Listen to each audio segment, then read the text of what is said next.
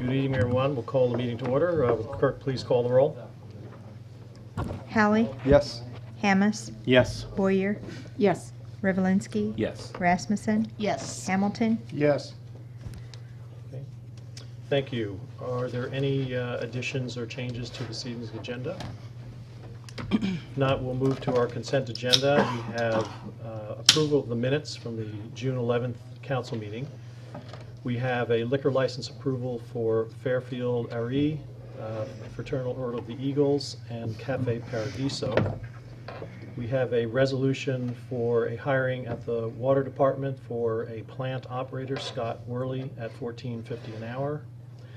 You have also, Council, your 2012-13 resolution for setting the salaries for all city employees. These are all budgeted salaries that you've seen before, but by resolution we have to set those before we begin July 1. Also, a resolution approving cigarette permits, sale permits for cigarettes, and claims in the amount of $445,165.56. Are there any questions regarding those consent agenda items? Not, entertain a motion to approve. Move to approve. Moved by Hamilton, Second. second by Rasmussen. Please call the roll. Hamilton, Yes. Rasmussen, Yes. Boyer, Yes. Hallie, Yes. Revelinsky, Yes. Hammes. Yes. Thank you. Council, we'll move to our resolutions and action items. The first, we will be accepting the finals for final project approvals for paving projects from both 2010 and 2011. You have letters in your packet from engineer Jerry Long. Is Jerry here? Okay. Okay. Anyway, I think they're pretty self-explanatory upon inspection, both during the project and post-project. All of the required elements of the contracts have been met for all of the paving that we did the past 2 years, which was quite significant. So we are looking for approval. We'll take first the 2010 Fairfield paving. Move to approve. Moved by Hallie, Second. second by Hamilton. Any other discussion? Not, all those in favor signify by saying aye. Aye. All those opposed, the same sign. Thank you. And then, Council, the same for 2011. Again, you have a recommendation from our engineer Jerry Long at French Reniker to approve each of these projects as final. Move to approve. Second. Moved by Hamilton, second by Hallie. Any other discussion? Not, all those in favor signify by saying aye. Aye. All those opposed, the same sign. Thank you. Next, Council, we have a public hearing regarding work for this coming year, and that would be 2nd Street drawings and specifications. They have been on file, and we need to approve those. Move to approve. Moved by Boyer to approve plan Second. specifications for 2nd Street paving project. Second by, was that John? Or Hamilton. By Hamilton. Any other discussion? Not, all those in favor signify by saying aye. Aye. All those opposed, the same sign. Thank you. Mayor, Yes, when will the letting take place on that then? I thought it was next week. It is next week. What is the exact, is it Thursday next week? Thursday at I 10? know the late start is August 20th, but the bid date,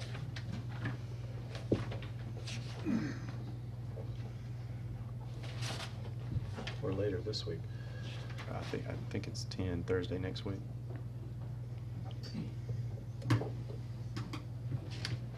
there we go. The 3rd at 10 o'clock. But the July late start 3rd at to 10. July 3rd with a late start of August 20th. Okay. Thank you.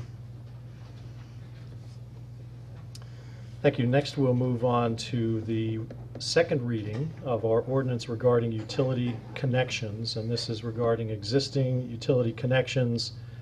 This ordinance states that existing utility connections with water and sewer made to properties located within the city limits require said connections remain in place unless just cause for disconnection can be shown to the utility provider for disconnection from service. Your Honor, I would request a waiving of the readings on this ordinance. Okay. We have a request to suspend the rules. I move to suspend the rules on this. Moved by Hamilton to suspend the rules. Second. Second by Hamas. Some discussion. Discussion. I would ask that we don't suspend the rules on this because I was going to suggest an amendment or at least that we consider changing some of the language.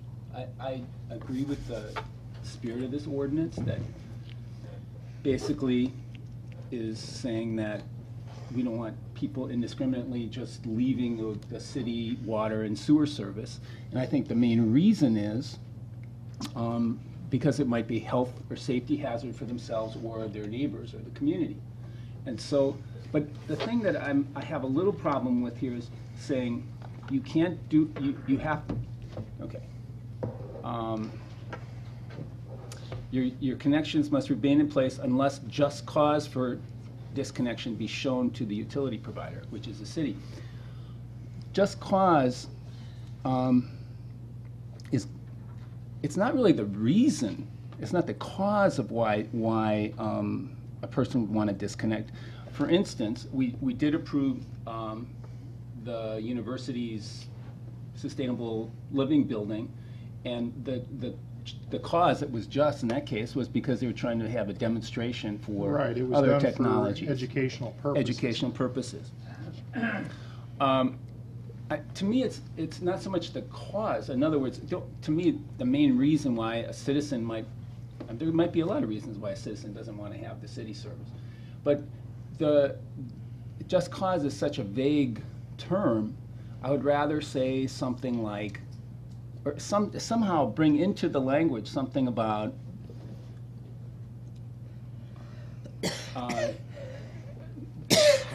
maybe just cause and the fact that they have to show, maybe it's a really good reason, but they haven't shown that their alternative is going to be safe for themselves or the community. And so that's why I don't think just cause is a good, it's too broad of a term. And so I think I was looking forward to a third reading where perhaps the council, or I certainly would like to think about additional wording. And I don't think we're so much in danger in 2 weeks that someone's going to try to disconnect and we can't, Okay. we won't be able to allow Well, I it. So guess I'd that's my ask personal in respect for Councilman Revelinsky's request, are you okay? Oh, yeah. Yeah, I think that's entirely Kevin, reasonable. And would you withdraw your motion to suspend the rules? Aaron? I don't know, I'd like to take a vote on it, just Okay. to see what the wish of the rest of the council is in Okay. this case. So we have a motion and a second. Any other discussion? Please call the roll. Hamilton, Yes. Hamas, Yes. Boyer, No. Rasmussen, Yes. Hallie, No. Revelinsky, No. That's a 3-3, so the motion fails. So then we'll move then to just ask for the approval from the second to the third. reading. So moved by Hamilton to approve from the second to the third reading. Second. Second by Hallie. Discussion? And You have- I you don't don't have have the amendment language language at this point in I time. don't have that language, and that's why I wanted to Okay. wait another reading, so. Great, but- thank you. Any other discussion? Now please call the roll. Hamilton, Yes. Hallie, Yes. Revelinsky, Yes. Hamas, Yes. Boyer, Yes. Rasmussen, Yes. Mayor, Yes. I think we ought to have a committee meeting on this, the utility committee meet and look at this and invite John to come and sit in on that as well. Good, yeah, that Yeah, we can do sounds, Okay. that's a good idea before our next meeting. And I think we've got 3 weeks before our next meeting, so there should be enough time to get that in. Yeah, probably. Yeah. I'll look at some different ordinances and see what I can drum up as far as some different language that's been done. Okay, thank you, Okay. Kevin. Thank you. Next, we'll move to the third and final reading of our water meter opt-out program. And before I know that the Environment and Franchise Committee did meet a week ago, and there was some suggested amendment to what was presented at the last meeting. Yep. And so we'll take that in just a second, but I just wanted to take a little bit of time before we discuss it.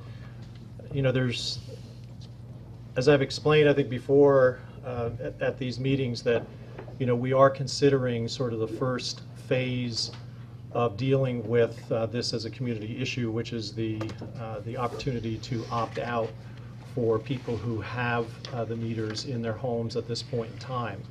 When we became aware of the situation and the fact that there were many people who were calling in early May asking for the ability to have the meters removed, we went quickly into this ordinance process, which fortunately or unfortunately takes its time. And we're at the final stage of the reading, and there has been some very good discussion, and there has been some good amending that has gone on through the process, and some education. So we will discuss that tonight, but I just wanted to back up a little bit to give some of the history of kind of how we've gotten here as a city. Our city attorney, John Morrissey, at the last meeting had mentioned that we established this by ordinance in the early 90s. And actually, it was in 1992 that the City Council first adopted Ordinance 14.04.170, establishing the use of remote read meters with the intention of, over time, converting the meter system within the city to be more accessible and easily readable by our meter technicians. And in 2010, the ordinance was amended along with new water rates. So we had established new water rates. Whenever we do that, we amend an ordinance to make that change. And during that time, because we had been exclusively using the Neptune eCoder 900 meter, that it was actually formally put into the ordinance that it was specifically requiring wireless radio read meters. So there's been a history of upgrading technology to achieve this, and actually we had been using this technology for 10 years. The first radio read meters were installed on February 12th, 2002. And there's also been some questions about our knowledge of the Neptune eCoder. This kind of began what I felt was somewhat innocently back on, I think, April 29th, when I received an email from a friend, and there were several people that were copied on that basically asked about our water meters and what the technology, how it performed. So I had a conversation with Carl Chandler during our budgeting process, because we had budgeted some money for our meters coming into this next budget year, about the meters, and his understanding at the time was that the meters would only the term he used was wake up when they were signaled by one of our meter readers. Well, actually, Neptune, right on the specifications, right on their promotional materials, say that they actually broadcast every 14 seconds. So that was there, but in the demonstration that Carl had received on the meters, it's actually the LED implement that gives the reading on the meter that lights up when it is actually pinged, and then will turn off. So there was just a misunderstanding there, and he had mentioned to me that these that only woke up. So we've learned since that time that that's not the case. But it was actually his predecessor who made the decision to purchase these Neptune eCoder R900 meters. It was not Carl's, so he had been just continuing to use a technology. Carl, when were you made superintendent? 2005?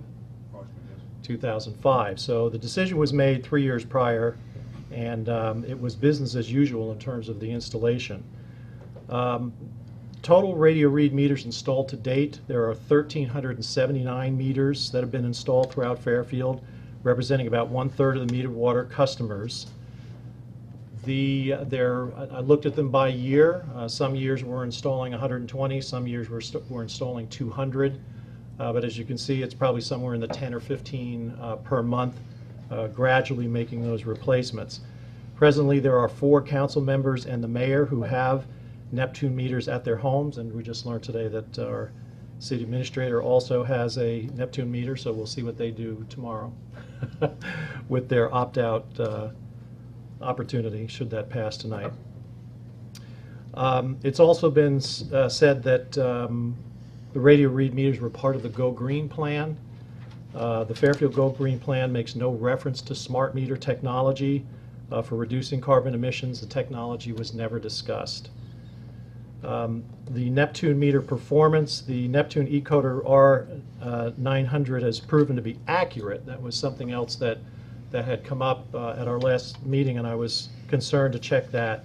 Our water department, in the 10 years of installation, they have received some billing inquiries, and if someone has an issue, the meter can be taken off, taken to the shop, tested for its flow, and we haven't found any inaccuracies, so we don't see that there's been a problem with those that we've installed thus far.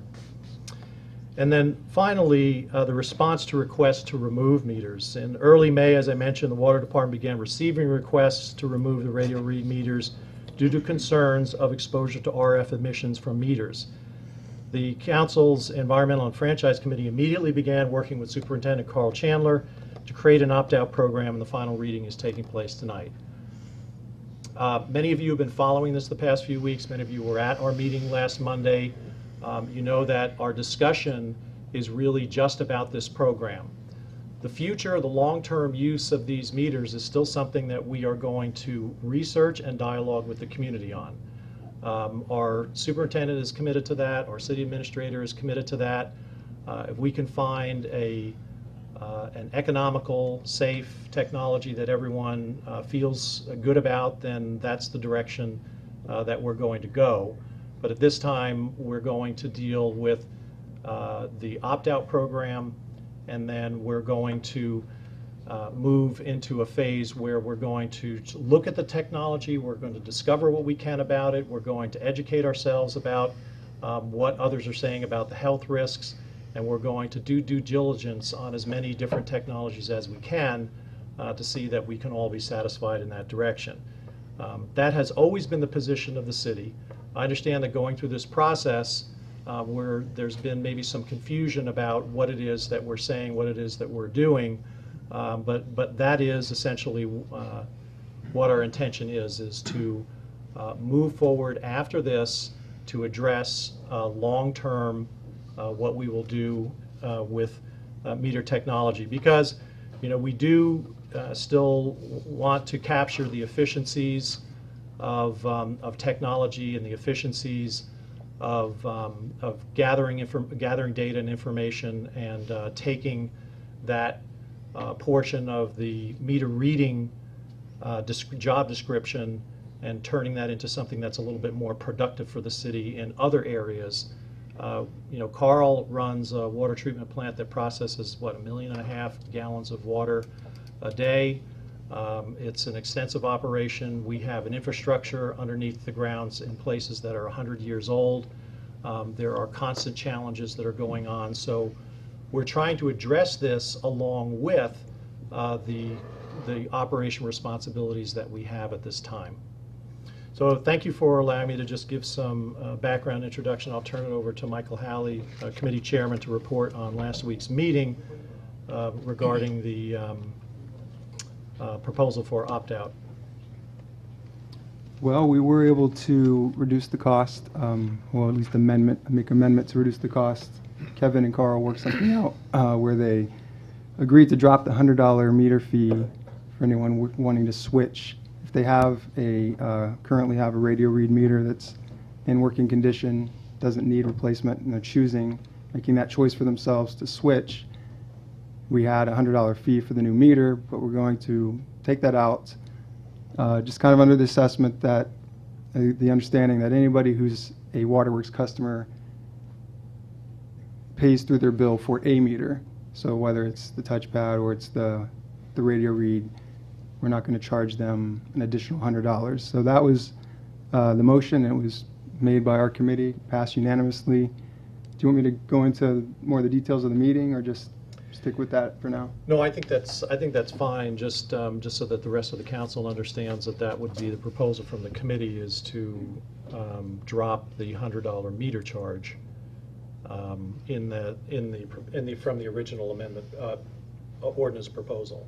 And one other detail, the labor charge is only for Waterworks customers who currently have a radio read that's in working condition. There would otherwise be no reason to replace that and then make that choice. If they choose to replace it, someone has to pay for that extra work that the Waterworks employees have to do. We felt that it was most equitable for that person making that decision for themselves to pay for that. To ask others to pay for it didn't seem equitable. So that fee doesn't exist if your meter is up for replacement and you're asked which meter you want. If you choose the touchpad, then you just have the $10 ongoing per month. You don't have the labor charge. And if you choose to, if you're opting out and you choose to reverse that, you will get a radio read installed at no charge and no longer $10 a month fee. So that's how it works. That's the amendment that we're making tonight. Did you say that last part again? I didn't quite get it. If you are an opt-out customer and you change your mind, you decide you don't want to be an opt-out customer, you will get a radio read meter installed for free and no longer pay $10 a month. That's how it reads. Just to clarify. So I'm going to make the motion I have to one amend question it. to that. Yep. Why wouldn't there be a fee for the replacing of the meter again? Well, I guess it's because by putting in the radio read, the cost savings are reestablished. But there's still the labor of installing the meter, correct, Carl? Well, it'd still be labor, but it would be gaining our efficiency back, so we'd call that a wash. Okay. And I think there's also language in that says one switch per property while it's owned by an individual. So an individual owns it, can choose to opt out, and if they choose to switch again, they're not going to come back and opt out again. They can't be kind of flip-floppy. It's got to be a decision made by the property owner, and they stick with it. The other thing I would mention too is that at last Monday's meeting, I know there was some discussion about the $10 fee, and that Kevin, you had promised to meet with a couple of gentlemen who had prepared a pro forma based on some of their information. Can you report on your meeting with them? Yes, I can. We met with a couple of individuals, Carl and I did, and we went over what, some of the lines of thinking that we were kind of following when we came up with what the $10 fee was. And mind you, when we, went through what was, basic fundamental analysis of use of time, use of resources, and all the things you would imagine being a part of that, we came up with a fee that would have been a little, somewhat higher than $10, but we dropped it back to that because we felt like to some degree that, we're talking about water customers in the interest of doing good business, certainly if it were our own private business, and the cost, the cost of what we were dropping spread out over the system of users, that $10 was fair enough in our imagination of it. So we did actually come up in our analysis with a little bit higher number, but we did drop that back down to what would be, deemed to be more acceptable, and again, economy of scale with the amount of literal users we're talking about at 4,500 meters. So. Kevin, can you give a little more detail? I mean, this was kind of one of the big points that was raised last time. Can you go into a little more detail how you arrived at those numbers, what those numbers were, what you took into account? Exactly. Well, if you're looking at, you're going to the home to actually perform the service, we were using $75, which is the standard labor hour that we charge in the department. So you're looking at $75, and we were using an average meter reading time. If you just were talking about the metrics, we're using an average meter reader time of about 2 minutes per home, I think, which is kind of, that's a pretty fast we felt like we were being quite conservative with the numbers that we were using, because even with the slight conversation about the weather, which you would want your meter reader to do to be in the interest of being friendly and social, it could run easily to 5 minutes, but we used an average of 2 minutes.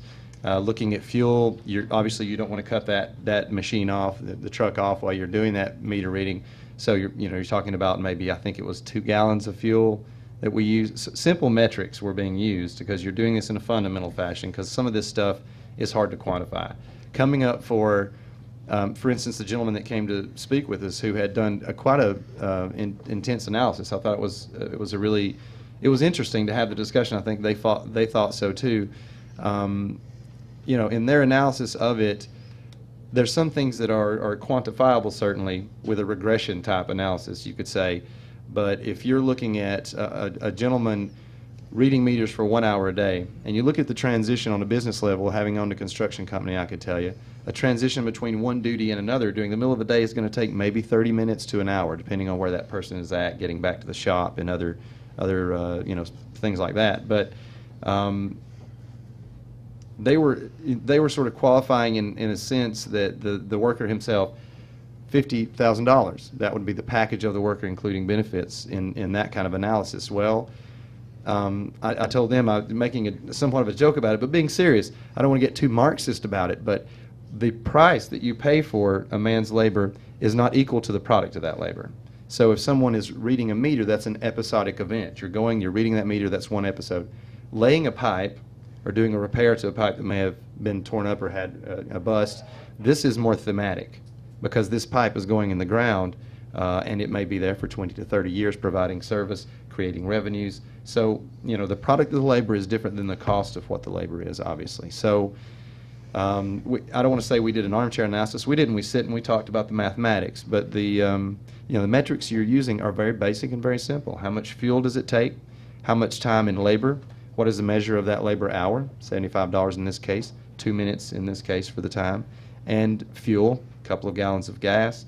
And workers' comp, you're looking at what might be a logical, and that one was a little bit tougher, but any small accident using workers' comp could be a very serious issue when it comes to our workers' comp mod in next year's re-up on our insurance, for instance, because our mods are not bad. We've had very good luck. We have been lucky in our service provisions, certainly in some of our departments, such as water, public works, sewer, where accidents can happen, and they're serious when they do. But you incur more risk by leaving that truck and doing that walk rather than by getting that radio read. So I don't know if that's satisfactory. I'll go on if you would like. And one point that was made at the committee meeting is we don't really know how many people are going to do the opt-out. We don't know how much revenue that it'll bring in. And it's not that difficult to amend an ordinance if we find that the $10 is either too high or too low. So we'll learn as we go. And if we need to make a subtle amendment to that, we can pass it in one reading and just be done with it. So it's not set in stone, nothing's set in stone. We just need to get this out there because this was what people asked for. They wanted an opt-out right away. So we've done it as fast as the law has allowed us to. Yes, and I think important to that too, Your Honor, would be the economy of scale of that constituency is important. How many people is that? The greater that number goes up, of course, the lesser the cost. Okay, thank you. I have one more question or clarification that I'd like to have brought out here. In the course of normal business, we're replacing meters all the time. A current customer has a touchpad meter already installed in their home, and it's due for a change. If that customer opts to not use the radio read meter, which is what would be brought out to be installed, they would be required to pay that $10 a month fee from that point forward, correct? Yes. Because I've heard over and over and over again that people are saying, I've already got this touchpad meter, I'm not going to take the radio read meter. Why do I have to pay an opt-out fee to keep the same meter? And people need to understand that they're not keeping the same meter. They will have to get a new meter at some point in time because you have to replace meters over time. They're a mechanical functioning machine, and mechanically functioning machines, parts wear out over time. So I just wanted to make people aware of the fact that even if they don't have one in their home now and they choose to keep one out, it's still going to be an opt-out. Well, their touchpad would be replaced by another touchpad, Right, and then they'd start their opt-out. right. It wouldn't take the installation fee No. in order to do that. They wouldn't have to pay the half-hour minimum charge or an hour service charge, anything like that. It would just be, now you're paying the extra $10 because you opted not to use the radio read meter. Right. Okay. Okay, is that all the council discussion we have right now? So we'll open the public hearing, and if you were here at Did the you want the last motion meeting, you'll second? remember that our rules are, please come to the microphone, and This lady with puppy has just came tonight to speak, Wanda Ross. She just found out today she had one at home. can I first give the instructions before we Oh, invite thought you were somebody saying up? get up there. I'm sorry. Thank you very much. So anyway, we're going, tonight, we're discussing the language of the ordinance for opt-out. And right now, we have three elements to it that involve the economics. One is a $75 hourly charge for installation of a new meter. There will be a proposal, it has not been voted on yet, to drop the charge for the $100 fee for the meter. And then the third would be the $10 monthly charge on an ongoing basis going forward. So, when you come to the podium, please introduce yourself, your address, and it would be helpful to state if you agree with the proposed amendment or disagree with the proposed amendment, and give us reasons why. As far as statements about health effects, health dangers, health risks, that's not something that we're really considering tonight. As I mentioned earlier, we're going to have a community discussion about that. We are going to look into the options for other technology, so we could keep our comments to that. And we'll introduce Wanda now.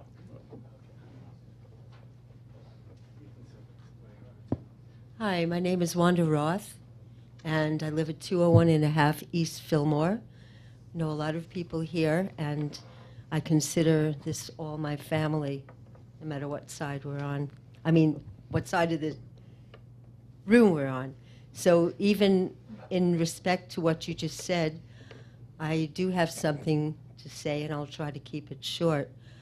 I'm an extremely active person, physically, and an extremely healthy person. And even though I'm going to be 70 in 2 months, I horseback ride and dance, and I'm very, very strong.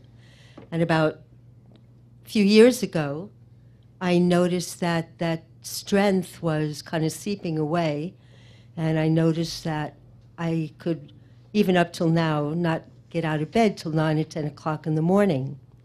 And I was not only not sleeping well, but I noticed that my energy was dissipating, disappearing. And I do like to do something early in the morning, which I would do every morning, and could not do it. And found that very frustrating and emotionally disconcerting. And I could never understand. I mean, my house is the same, I was the same, my food content was the same, my physical ability felt the same, and yet I actually had to decide. This is hard for me to say because I'm very proud of my physical well-being. I actually had to decide what to even do that day so I could use my energy. Wanda, can I ask you a question? Yes. Now, you're saying you just discovered today. I just discovered this morning. Did you And call? when can I ask you- spoke to Carl, Okay, do you know what date it was put in? no, but it was a few years ago because I definitely remember, and I don't even know why, but they came. And so when I spoke to Carl this morning, he was very kind, very, very nice. And one of the things that he said to me, and since, you know, I have a background of transcribing and things like that, I remember things verbatim, was that 8 to 10 people had reported exactly the same symptoms. Exactly the same symptoms. And for me, there was no reason for me not to have energy. And it has, I don't want to be dramatic, but it has destroyed my quality of life. And I had booked to go on a cattle drive last year, and I couldn't go. And I like going to the Dome, and I can't go. And if I have a show, I work on the weekends. If I have a show, I go and do the show, and I'm exhausted. And, okay, I won't keep going into it, but I have to tell you, I have had to monitor the energy that I've had. There are times I haven't gotten out of bed until 10 o'clock, and that's totally unlike myself. And so when I found out this morning that I had it, and like I said, Carl was very, very kind. So all I'm saying is that in all good faith, that since my quality of life, my income, and my happiness on some levels has been really wrecked because I don't go dancing at night, which I love passionately, and some people here know how much I love to ballroom and horseback ride. My life has been cut so much. And so I personally do not feel that I or anyone else with these symptoms, or I know you didn't know. No one knew. But the fact of the matter is that if other people are reporting exactly the same thing, and I actually never get sick. I'm fine. I don't have a doctor. But what is missing is my energy and a tremendous amount of fatigue. And when I looked at it, it's actually up on the wall facing my bedroom, of all places. So the meter, this Neptune, I went up, I stood on a pail, and I looked at it, and it's there. Yeah, and I mean, you understand that what we're doing tonight is giving you the opportunity to opt out. I do, but the thing is, I don't feel that I should pay for it. If anything, I feel I should be paid for what I've lost in my income and my joy of life. Thank you. Go ahead. I have a statement, and I've been asked to deliver it to each of the members. John, does it deal with the finances of the yes, this opt-out is program? Want you to deliver? Thanks. Each member of the council. This is on behalf of Maharishi University of Management. And I'll wait till you have them if you want. Speaking of microphone. Oh, good.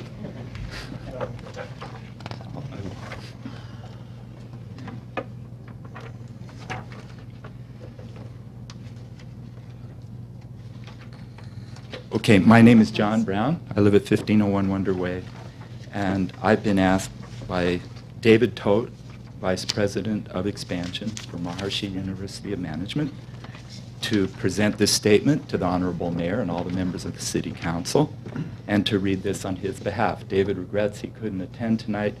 He suffered a severe ankle injury and is on crutches right now, so I will read it on his behalf.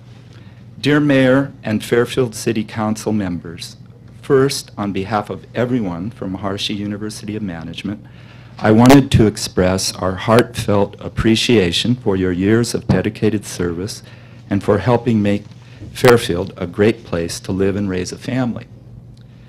In regards to the current issue, it has been a long-standing policy of MUM that we do not allow wireless networks on campus except for one localized room requested for student use in the new student center where there is only limited exposure time. We would not want to have wireless transmitting devices installed in the private residences on campus, which includes the University Manor condos, the mobile home park, and the North Campus Village subdivision, where many faculty and staff reside. Thank you for respecting this privacy. We would expect that using the opt-out meters, which are significantly less expensive than the opt-in meters, would either provide a rebate to the residents or at the very least would not incur additional charges. We appreciate your attention to providing this immediate opt-out program and for researching additional alternatives for future consideration. Sincerely, David Todt, Vice President of Expansion. Thank you. Thank you very much.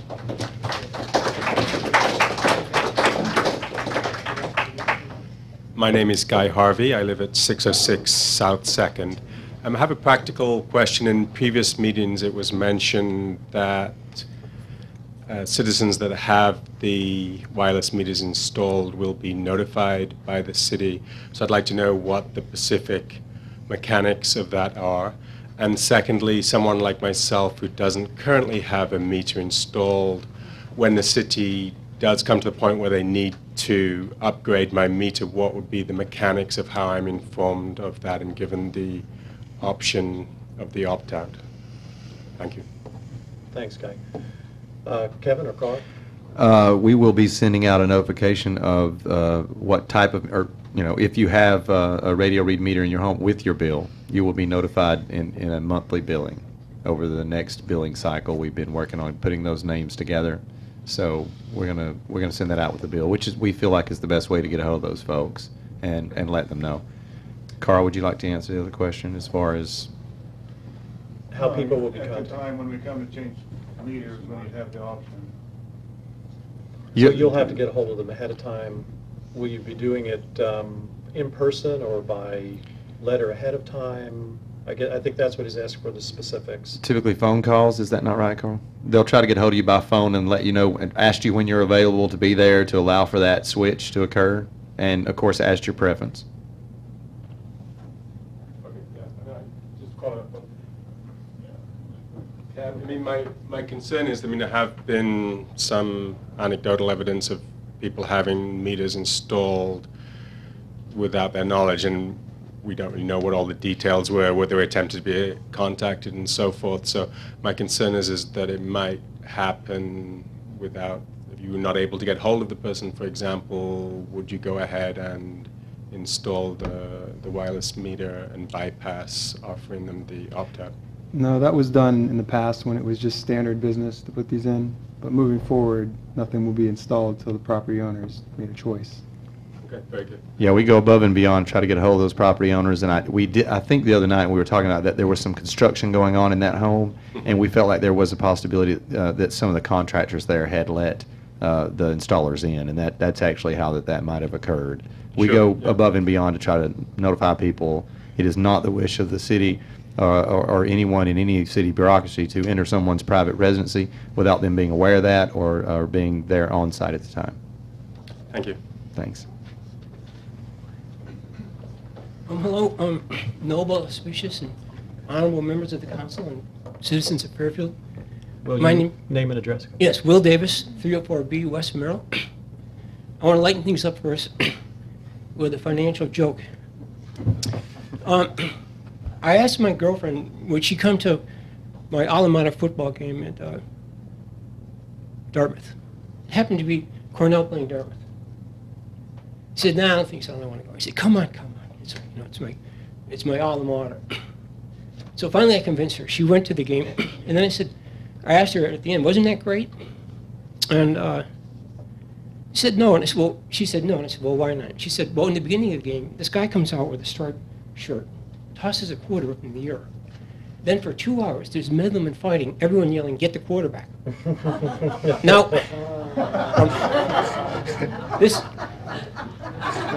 Now, also going along with this, I was born in Boston, so my mother gave me a Red Sox hat to wear.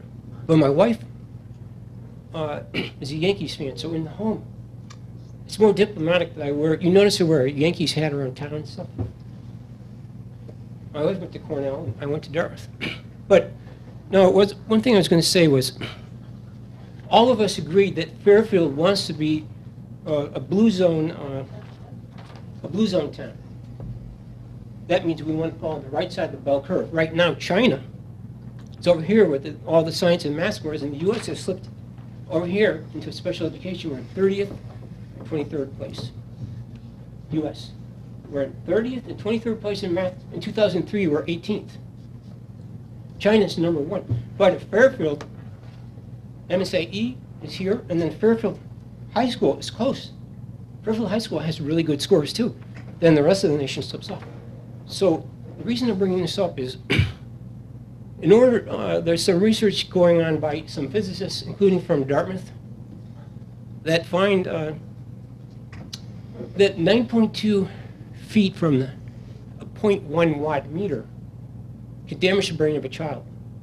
So in order to avoid some lawsuits, are now being, a lawsuit is now being organized. For example, Dartmouth has an EEG lab. A lawsuit is being organized where? Yeah, by a lawyer. I'm not going to mention his name.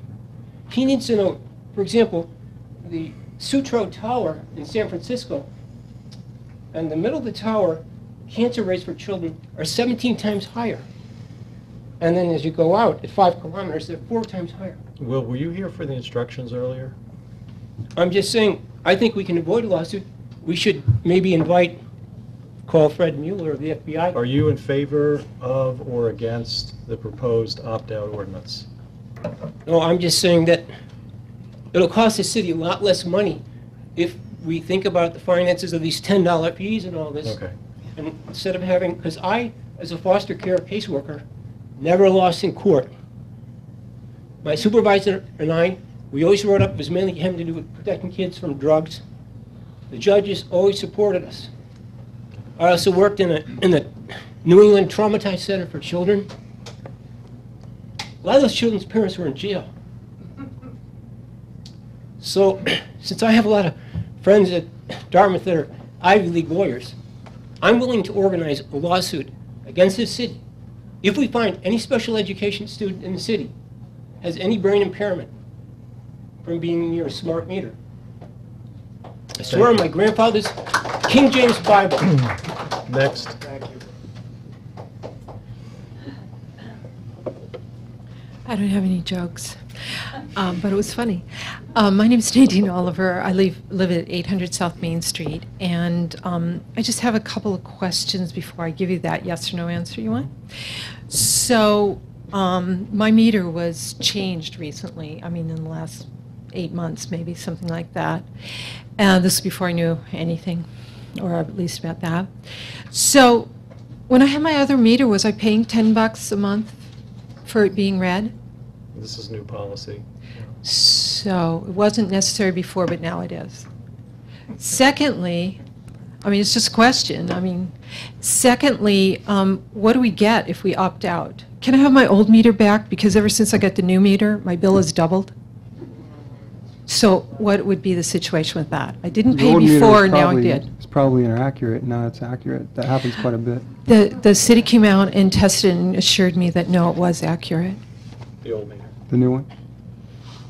The one, But you won't get your old one back. well, I get the same kind. I mean, I really like that $80 instead of the $150 a month You get a bill. new one. Same type? Yep. Touchpad. Okay. Carl, If it you- would be touchpad, and it Okay, because I That's cut all okay. the things off the side so the guy could get there and everything. So why do we have to pay now, and we didn't have to pay before? I mean, I'm sorry, I've been listening to the descriptions and stuff, but I don't get it. Because basically, the reasons that cities go to radio read meters is to increase efficiencies in the provision of service, and for people to opt out is, pulling back from that and causing inefficiencies in the way that we provide the service differently than most of the customers. So it'll be a small amount of people compared to the entire customer base that actually opt out. And so similarly to any market choice that you would make, special requirements for some customers generally bring about higher fees. When you were researching it, I was really impressed that you'd done all that stuff. I mean, seriously. Anyhow, Thank you. Did you come up with a number? Let's say 5,000 people are, is there a number, what do you call that? A number where if this many people opt out, then we don't have to pay the 10,000, or the $10 a month? Sorry, it feels like that. We didn't set any particular number, no. I mean, it's our belief that somewhere around 126 to 250 customers may opt out based on what we're seeing as a response right now, but it's hard to say. I don't think any of us could know Could that. you come up with a number? Because before we weren't paying for it, and you said it had to do with the number of meters that had to be read. Yes. That's causing the $10. So where is that cutoff point that we can not have to pay the $10 a month? We didn't establish a cutoff point where that we wouldn't have to pay the $10. The $10 is basically because of the use of the resource of the individual who is doing the meter reading. But you were And- doing that before. So could you come up with a number? I'm just curious because I think there's a lot of people that think the whole issue has to do with the health issues and like that. But, If the financial Yeah. situation for each person, like I say, my my bill doubled, and it never, The number Go for back. no fee at all Mhm. technically would be if 4,500 touchpad meters were installed. Then the entire Half of system would those. be touchpad based. about half of them. But then all of our rates would go up to cover that, just to let you know. Well, I mean, Why? Because Why? it costs more to read these meters by hand than it does But to didn't it radio. cost more before? Yes, Thank it you. did. Well, we weren't paying it. We're all paying for it. There's some just level said of there's not intangible in that you'll them. see with this improvement, so to speak, right? Because if the meter reader, again, was doing an episodic thing, reading a meter, if that's only 1 hour of the day and the other 7 hours of his day, he's doing, it's sort of intangible. You won't see him laying that pipe, but it will be being done. He will be doing other services instead of that service. It's an efficiency created, by Okay, I don't kind of go with that. I think you're kind of sliding by the issue, but that's fair enough. So I think I'm basically in favor of the opt-out. Thank you. But you would also be in favor of some lesser fee monthly? Absolutely.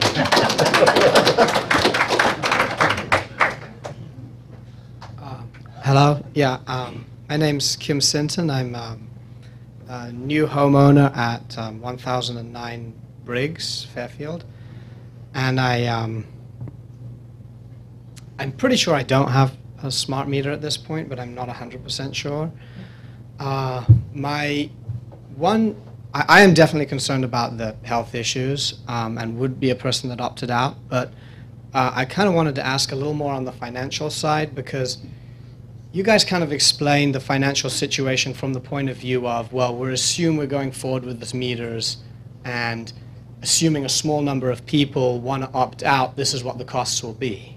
But I'd kind of like to understand where the financial, I haven't heard a good explanation up till this point. I haven't been that deeply involved, but a good explanation of why the choice to go with these meters was made, and what the financial picture looks like if we say, okay, scrap the meter project completely, go back to the old meters that last 100 years. And I just kind of running some simple math on it, and it seemed like, okay, these meters last about 7 years, and they cost significantly more. So when you add up the cost of the extra cost of meters, that's going to be, 7 years versus 100 years, or 7 years versus 70 years, for example, that's 10 times, plus the meters cost maybe twice as much or more, so that's 20 times the cost in meters. How does that offset compared to the additional labor savings? And I'm not seeing a really good picture, because when you got somebody full-time, at that point, it's not reasonable to say $75 an hour. It's reasonable to say $75 an hour when, you're breaking up somebody's day, and they walk out for an hour, and then you can say, okay, well, I know, because I do consulting, and I also work a full-time job.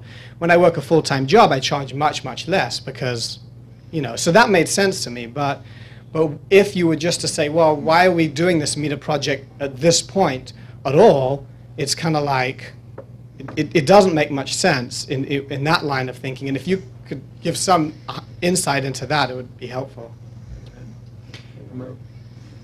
Well, first, I don't know where you're getting the number that a meter would last 100 years.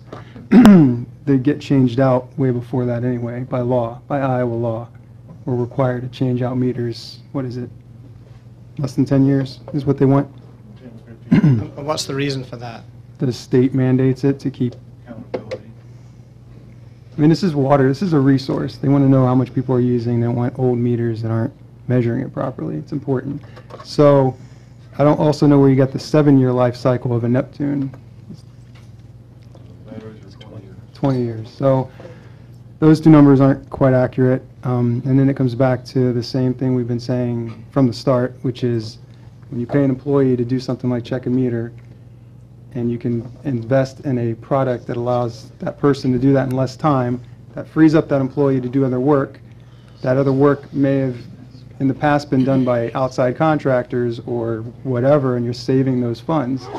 It's just like anything, an energy efficiency upgrade. You're going to spend up front. You're going to save by using less resources over time. It's basic investment in efficiency. It's what is the national trend, the European trend. We didn't make this up. This is the way it's going, and I don't think the water department wants to go back to touchpads. that'll raise all our rates. We want to go towards a solution where the meter can be read remotely. That could be a different type of radio read meter. Could be one that goes off once a month. Could be a phone line. Could be fiber optic. There's lots of options out there, but I don't think that anyone's interested in going back in time. I don't know if you read the recent letter to the editor by a meter reader talking about all the accidents that he and a fellow employee have incurred on the job. If you want to talk about safety, that's real safety. Those people are actually getting hurt doing this. The other thing is potential harm. So, we're trying to take care of the employees as well and spend the waterworks all of our money well. It's just efficiency of business. So just in light of whether I agree with the opt-out policy, I would say if you were to make a decision at this point to say, for the people who've got meters, that's the opt-out policy, but from this point on, we're not going to put any more meters in that let off a signal every 15 seconds when there's a way to get meters that only let off a signal when the truck comes by. A meter that only lets off a signal when the truck comes by, I don't see how that is a health concern when it's one pulse once a month. You're talking, 20,000, 30,000 times less exposure. It's very insignificant. I mean, but I would say, given the heat of debate on this subject, it makes a lot of sense to say, don't put any more of those meters in, unless you have a really good reason to.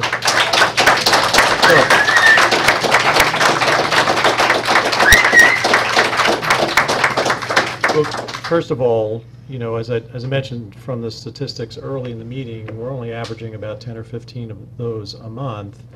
So it's not as if they're going to proliferate very quickly, even if we make a change. That's the point I wanted to make, is that even if we made a change to another technology, we would still be putting them in just very gradually over time. We may discontinue the meter that we're using right now.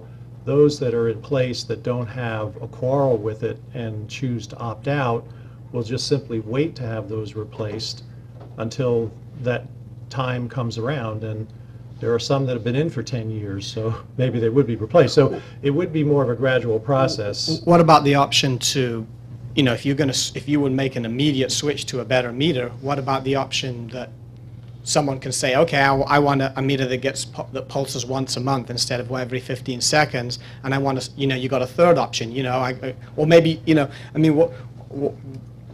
let me answer that, and you've got a long line of people. So, yeah.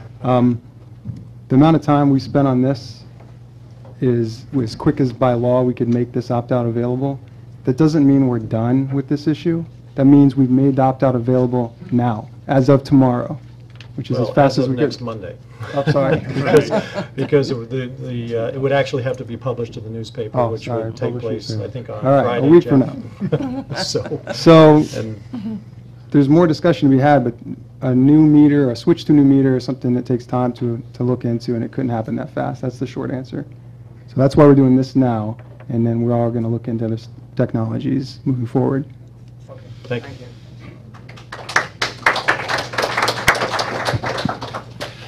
Hello, my name is Jim Mayhew. I live at 905 North 12th Street. First, thank you very much for waiving the $100. That's a big help, and I really appreciate that, and I'm sure all of us do. And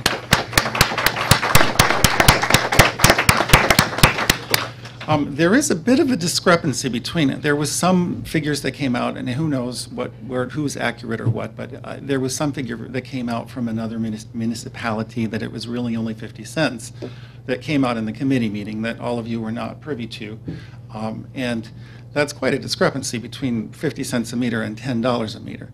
And may I ask what committee meeting that was in? Because I believe I attended all but one of those. Someone brought that up last Monday, saying it was the city of Dubuque, which has how many times? 22,000 meters. It's not apples and apples. It's not a fair comparison at all. Well, even so, I mean, there's a huge difference between 50 cents and $10. That's all I'm saying. Yeah. And I think it would be in the city's, but all of our best interest to not put any more of these pulsing meters in until it's been resolved. I know, Michael, that you're very skeptical about that they have any negative effect, and I would be too if I hadn't cut off my Wi-Fi about 2 months ago because I was getting headaches, and lo and behold, my headaches went away, my insomnia went away, I'm sleeping better, and my short-term memory is coming back. What was I saying? I don't know.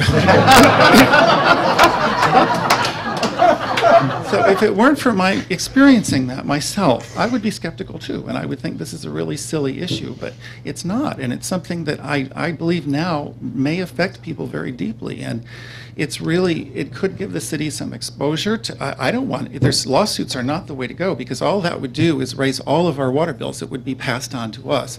So it's not in our best interest to have lawsuits. So I would please consider, do not, just don't put them in for a while. And I'm very much in favor of once a month. I would be thrilled to do that, and I'd be even happy to pay for putting it in, if you do that. So please, let's research this once a month deal, and I think that would be the solution that would really, it would protect the city, and it would make everybody happy. So thank you very much. Thank you.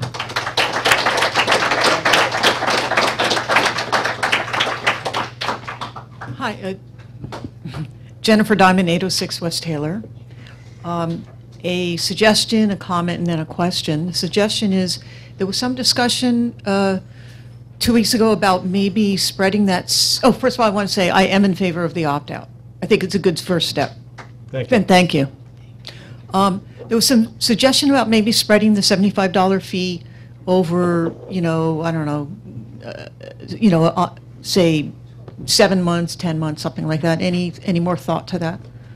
Well, I think I was sitting with Carl at the time, and he did say, yes, we would do that. I don't know that we absolutely need that as language in the ordinance. I think it just could be arranged at the office as long as Carl institutes that as a policy up front with our billing folks, Jennifer, and then that'll get done. Sure. But yes, that intention is there. Okay, great. Then the second was a comment, and it's kind of a clarification in the form of a question, which I actually wrote before this meeting, but you'll see where it's going. Just concerning the supposed cost benefit to the city, I'm just wondering how much more efficient the Neptune radio read meter is, since they have to be read at very close range, such as from the sidewalk or sometimes even closer to the house. And in fact, in the letter to the editor, the meter reader's letter mentioned that he nicknames it the garage door opener. So it just, I want people to understand that the original impression, which we all had, was it was something that, a truck could drive by, and now we find out that the truck is pretty useless. The person has to, the meter reader has to walk down the street and sometimes go closer to the house. Let Carl comment. I think it all depends on distance, right, Carl? The location of the meter inside the house lots of times has a difference. Yeah.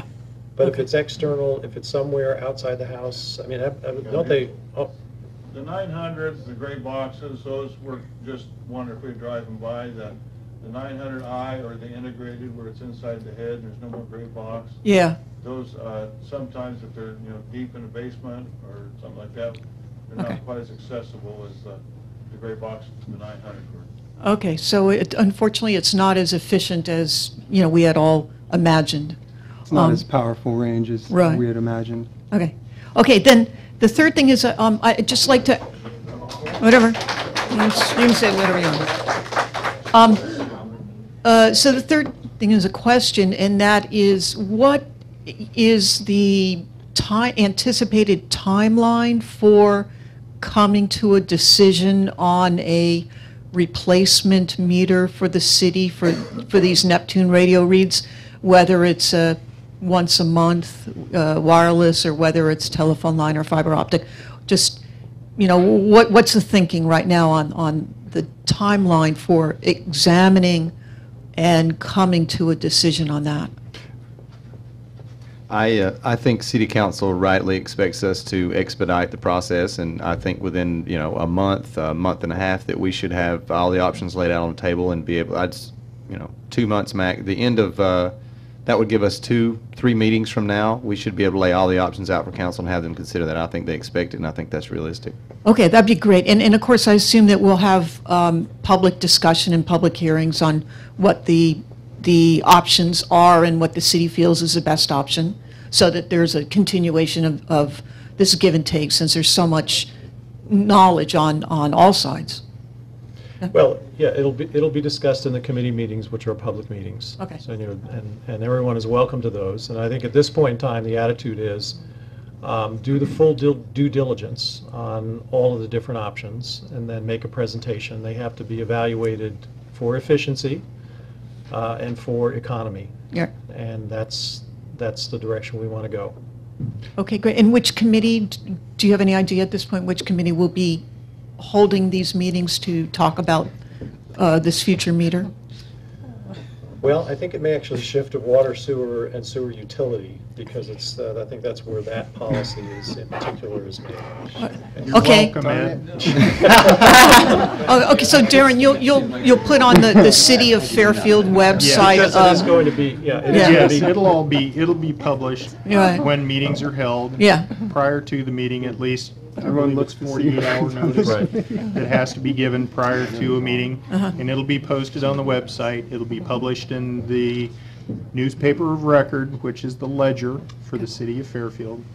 And Well, and then the other thing too, Jennifer, is that if we make a change, it's also done by ordinance. So Right. there will be 3 public hearings like this. Right. But I think Or it's not very, like this. it's good, yeah. But it's good to Although- have the discussion prior to that to because the creativity and the common sense of everybody really helps move the decision forward. So, Right. anyway, so I Right. appreciate it. Thank you Thank very you. much. Darren, I'll be at those meetings, right? Okay. Your Honor, I'd like to. Yes, I'll be there. Your Honor, I'd like to point out as well that staff, and to everyone, staff are involved in a great deal of capital improvements right now going on, and you can see the evidence of that around the city, and we are still, Carl and his staff are still diligently putting together a lot of these statistics and coming by my office on a regular basis to talk about this stuff. I for one do appreciate that. I think everyone should give those guys a round of applause, because it's a lot of work on Carl particularly.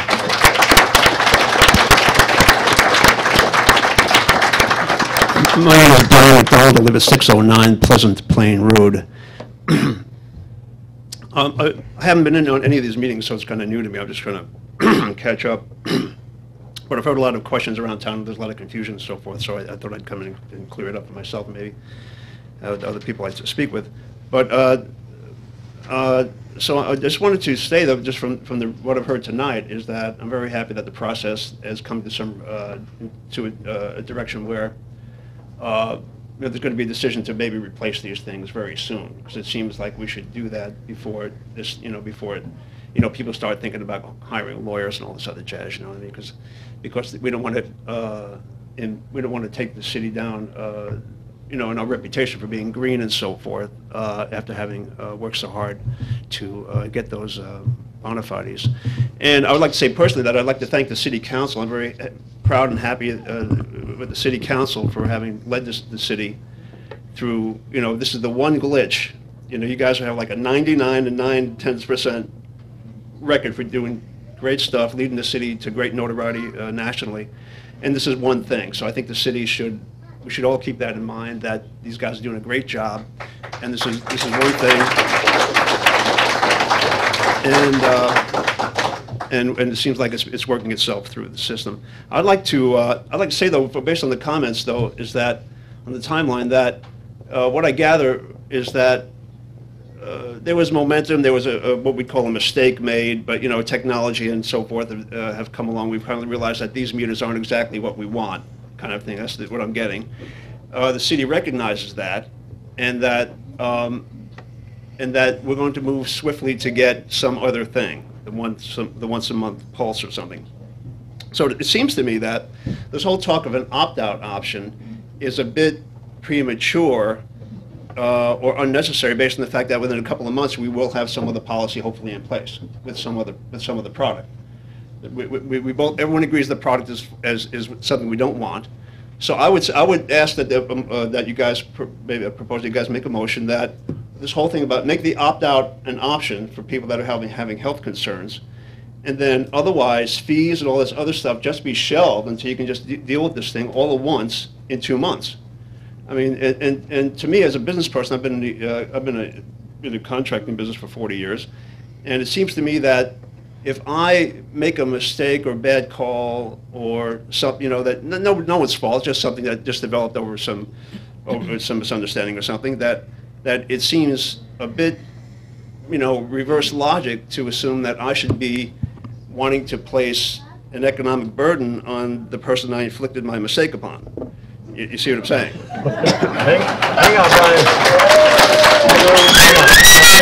I'm just saying, and I've just praised you guys. I mean, Yeah. I'm going to throw a wet blanket, okay? And that is that there's no admission that a mistake was made.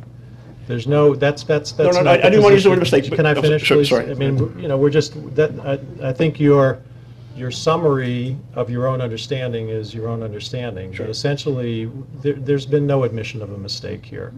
There's been a recognition that that part of our customer base has an issue with this, and we want to work with our customers. There is nothing proven about, you know, about health risks for these particular meters that is presentable.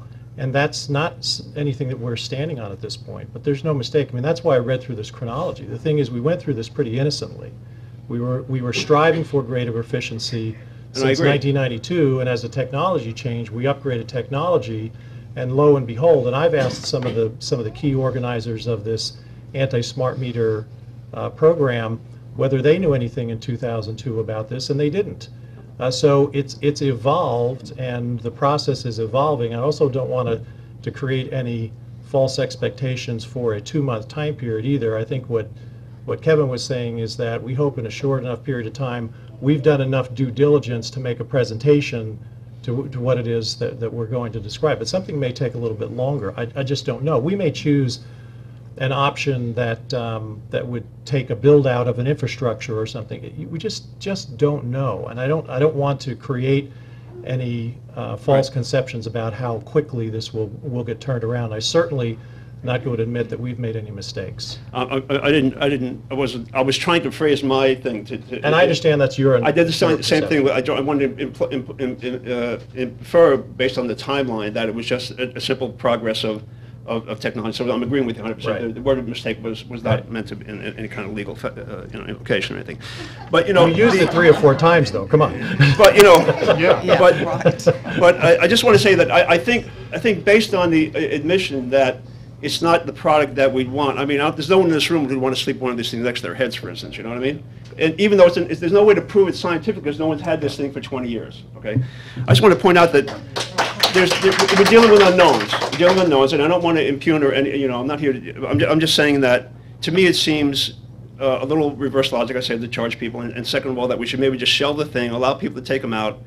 And there you go. And I just want to point out quickly that there's I don't know if an opt-out option is an option, because if my neighbor takes it out and the meter's close to my house, that's not proven either. So we have some unknowns here.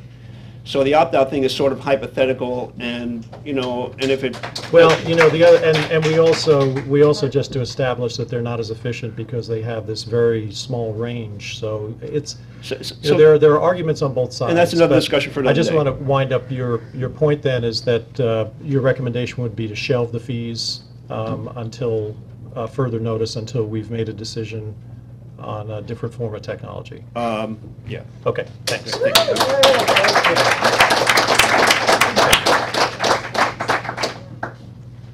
My name is Sherry Levesque. I live at 2130 Pearl Lane here in Fairfield.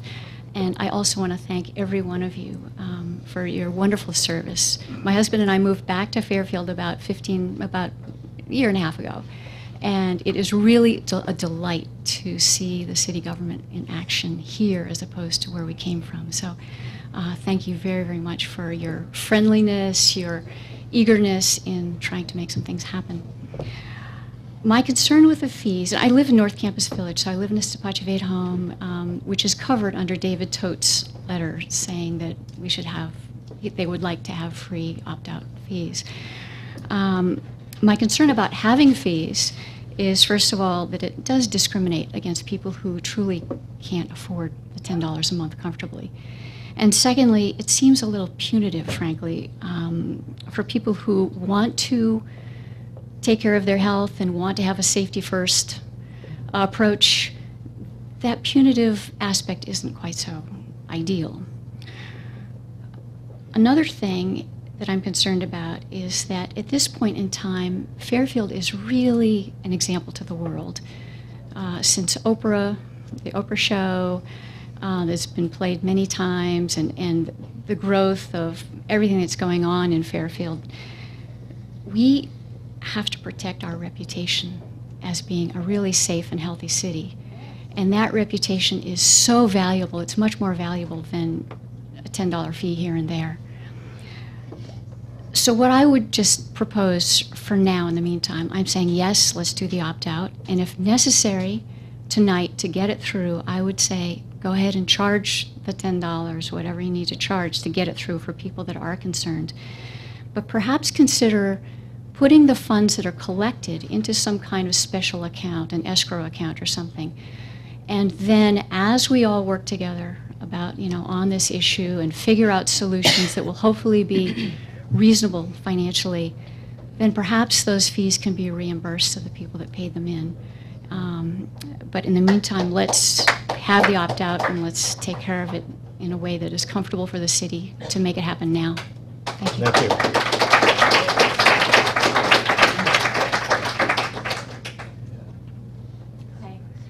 My name is Sharon Sinton. I live at 310 West Madison. And I know there's a lot going on about the meters, and we're saying, okay, that there are only 250 people who will opt out, or it's only the people in the room who wish to opt out. But what I hope that all of you will consider is that the people in this room here are the ones who've really done a lot of research, who, have the time to take off, who aren't at home watching over kids, who are really considering not only their own benefit, but the benefit of the community. And so, having been a teacher for some years, I really want you to consider not only those of us who are well educated, but also the lower income spectrum, because it's the whole community that comes together. And the other point that I want you to consider is if we're saying that we're replacing meters every 5 to 7 years, then it doesn't matter if the meter lasts for 20 years, or it doesn't matter if it lasts for 100. If we're replacing them every 5 to 7 years, let's look at what's most economical for us to have that's going to run well for those 5 to 7 years.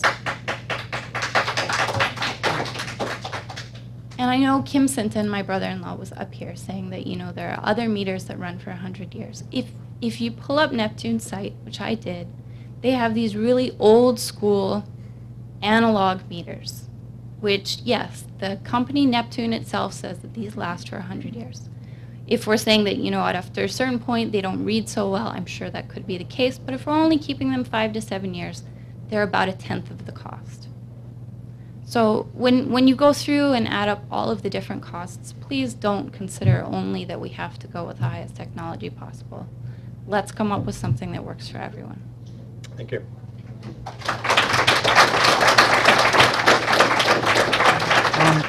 Can I ask a question? Just Mayor? a quick point. Do you have a Fairfield address? Pardon? Do you have a Fairfield address? No, I don't. Okay. Could I ask just one question?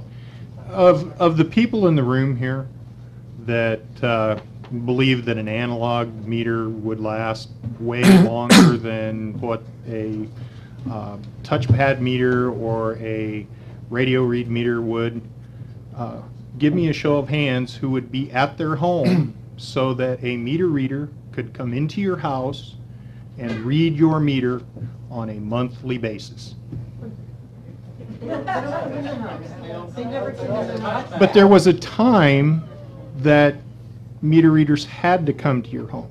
You had to be there during the hours of 8 in the morning and 4 in the afternoon for your meter to be read. Isn't that true, Carl? Yes.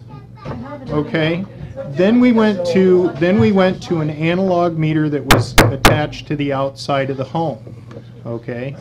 And you had to dig your way through bushes or weeds or flowers that might get destroyed up next to a home that the homeowner used to hide that analog read meter on the side of the house. And then that became a problem with the homeowners because you destroyed things in their yards. You cut holes in bushes to get better access to it. I know this. I've had complaints like this. So the next progression was the touchpad meter, which at the time is and still is a viable technology. But as with all technology, things advance, okay? And I believe that's where radio read technology actually got its foot in the door. And we also are advancing on our technology here for our billing system in City Hall. It's like this. 10 years ago, I was using Windows 95, okay? It was clunky, slow. The programs didn't work right sometimes, and other times they did. I've evolved through now to where I'm using Windows or Word 2010, that type of technology. Okay, if I had a private consulting business and I decided that Windows 2010 or Word 2010 wasn't acceptable for one reason or another, and I needed to go back to Word 95. And my customer base that I put my product out to isn't compatible with that any longer. How would that affect my business? What would that do to me as a business person? Okay? We face the fact that our computer system here constantly changes, constantly upgrades, constantly moves forward. And I think in this entire debate, we understand that people are very concerned with what they've read and what they've researched and what others have written about radio read meters. But you have to understand that with advancement of technology, there are certain things that you cannot go back to that are going to maintain the same standard that they're at or advance with that touchpad in the way that our billing system does. Okay? We're going to move forward. I think we'll just take that as an answer. These are the facts that the city is actually looking at. I'd also ask that members of the audience do not abruptly address someone that's already speaking, please. We've been doing very well tonight, and we'll recognize the next speaker at the microphone. So it's Simon Owen Davis, 500 South 3rd Street. And first of all, I'd like to applaud the City Council for responding to the citizens' concerns so quickly and creating this opt-out program. It's not a minority issue that we're dealing with. I mean, at present we have about 20% of the adult population in Fairfield who would like a zero opt-out fee. And that's the area where I struggle a little bit internally, is the fee, the $10 a month fee. And, you know, I've sat with Kevin, we've discussed it, we've been through it. We don't have any backup paperwork yet, and maybe we need to get to that point. But anyhow, you know, imagine the situation, for example, if everybody in the city decided to opt out. That would create $45,000 a month to the city. Now, that would be wonderful. I kind of struggle with, you know, even in my wildest imaginations, why it costs $45,000 a month to employ one person to go out and read the meters. You know, even if that person was chauffeured around in a limousine and he stopped outside every house and he's opened the door, his manservant got out and ran down the drive, took the meter reading and came back to him, I still don't see how that's going to cost $45,000 a month. So, yes, you know, there is an additional cost with the opt-out. There is an additional cost for reading that meter, and the city has to come up with that money. However, the opt-out meter costs significantly less than the current RF Neptune meter, over $150 less. So there's a cost saving there. And that cost saving technically should be applied to offset the additional labor costs involved with reading a touchpad meter. I don't think this has been taken into account. The other, now, I think you make a fair point. Okay. But the other thing too is those savings can be utilized in other ways. They could accelerate the program of getting more of the types of meters that we want to get to the most efficient point of reading meters in the town as well. So instead of it taking another 10 to 15 years to get there, it may take 3 or 4.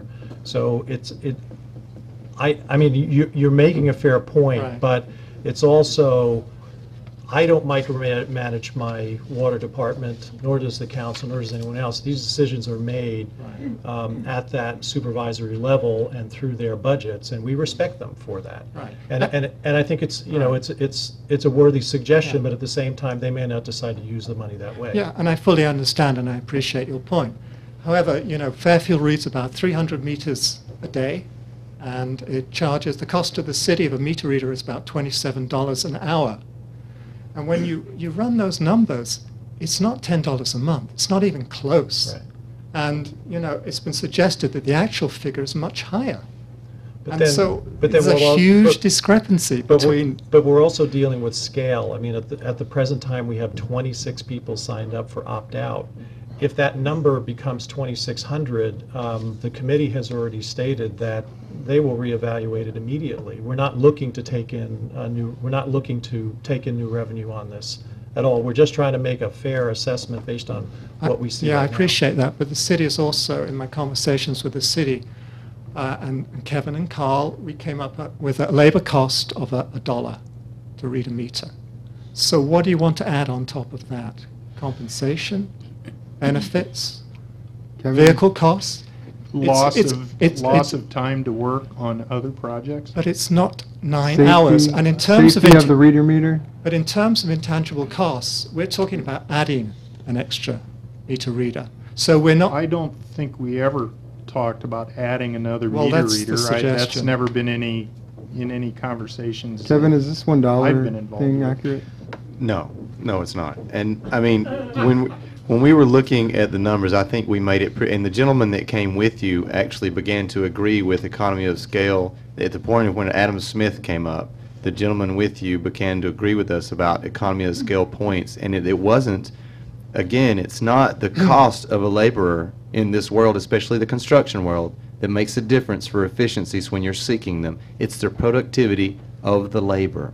Now, if that gentleman is reading meters instead of planting pipe, and we have thousands of feet of pipe to plant around this city over the next 10 years, if he's doing one of those things, episodic thing, the episode of measuring the meter, rather than a thematic thing, the theme of putting in pipe that lasts for 20 years to service the infrastructure, there is a big, big difference in cost savings. As a businessman, I think any businessman in this room would agree with that. Right. Well, I was wondering where the $10 a month came from, and maybe it's your calculations, but coincidentally, if you look around the country to all the other states, it seems to be the standard that is used, a $75 fee plus $10. You look at every other state. What would you recommend a compromise fee would be? I mean, based on the work that you've done. I don't think there should be a fee, Okay. to be honest. And part of the reason I say that, when I talk to people about opt-out fees, many of them say to me, yes, I'd love the opt-out, but I simply can't afford it. You know, I'm just managing to meet my bills right now. So to me, it just doesn't seem fair, and it doesn't really seem just. And the fee, to me, seems to be more a form of discouragement for people to opt out than it is. I'm going to have to object to that. I think we've addressed that from the beginning, and I said this weeks ago, and I'll say it again. Right. The fee is to cover the extra expense and nothing else. It is not punitive. Well, It's not to make extra revenue. It's simply to cover the cost lost. I understand that, but the council has failed so far to justify that expense. There's no accounting backup. What did I say at the last committee meeting? I said if it's proves in the next weeks or months that it's too high or too low, we'll adjust it. It has to be set somewhere. This is where we're setting it tonight based on everything we have. All the available information says this is a fair number.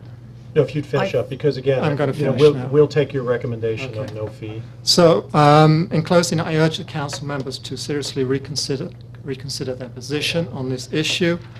And just wanted to add, you know, council done a great job. Fairfield is a great community to live in. We really love being here, and you know, we want to preserve our town.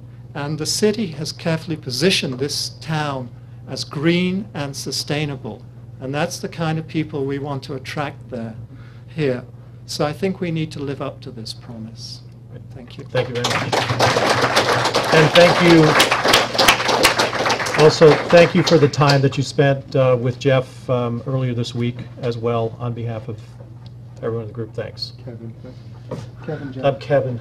I thought you were talking about the other gentleman that came. I did enjoy, we did enjoy talking with you over the analysis you did. I think it was very appreciable, and I will mention that that was 2 hours with at least one of the most expensive employees that we have, Carl, isn't it? Go ahead. My name is Earl Hackley. I'm at 808 West Washington. I was going to throw a few more numbers out about this $10 fee, but I don't think it's necessary at this point. So I'll just make my suggestion, and that is that you make the calculations public. It seems like there's some punitive thing going on with the $10. A lot of people, I think, would feel a lot easier with paying whatever it is that it turns out needs to be paid if they could actually see how you came up with the number. And also when you decide what new meter or whatever changes you decide to make in the future, if you actually put those figures out on the web somewhere where people could look at them. Thank you. Thank you. Okay. How many more people do we have that are wishing to speak tonight?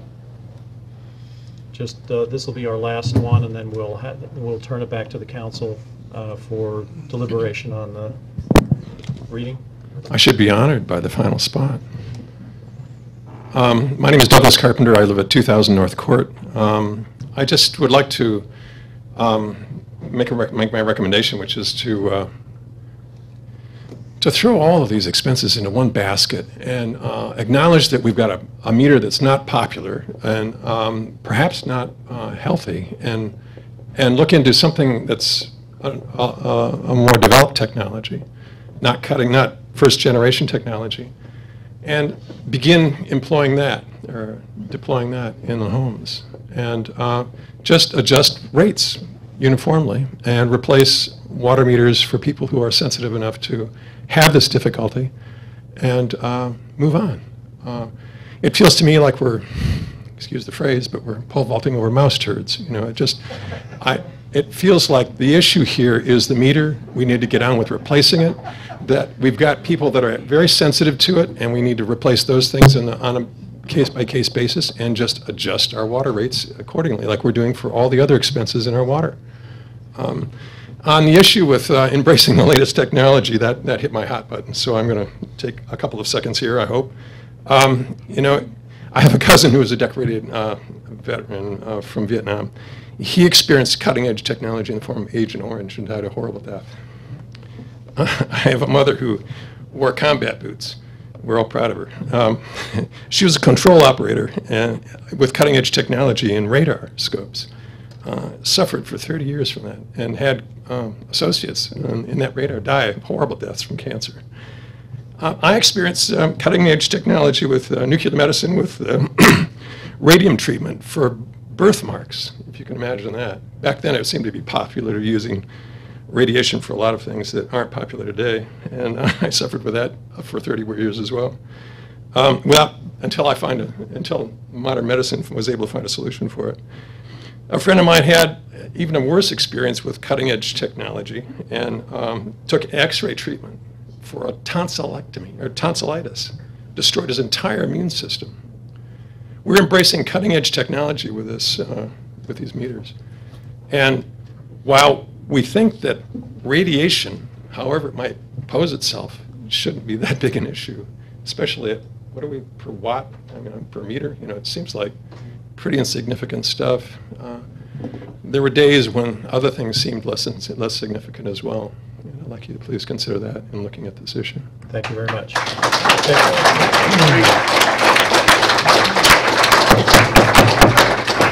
I would like to say one thing. Close the public hearing. Radio frequency technology is not cutting-edge technology, okay? It just is not. I'll ask that whoever is speaking from the audience silence themselves right now, or they'll be removed. Thank you, Darren. So we close the public hearing. Council discussion, you've basically received some rationale for still dealing with this $10 fee. Is there any interest in pursuing that at this time based on? I think, I guess my feeling is that the committee determined the fact that, we will take a look at it in the future, but I think at the present time, I feel that we should let it remain as is at $10 for. So we would be establishing it at $10. Right. Exactly, at the present time. Reading. Okay. And I guess I'll take the opposite position. When this issue first came up, it seemed like a reasonable fee, and I'm not convinced that it's not a reasonable fee. However, I guess I do believe that it's the city's job to provide water service. That's something the individuals can't provide for themselves. When we look back, maybe there's things we might have done differently.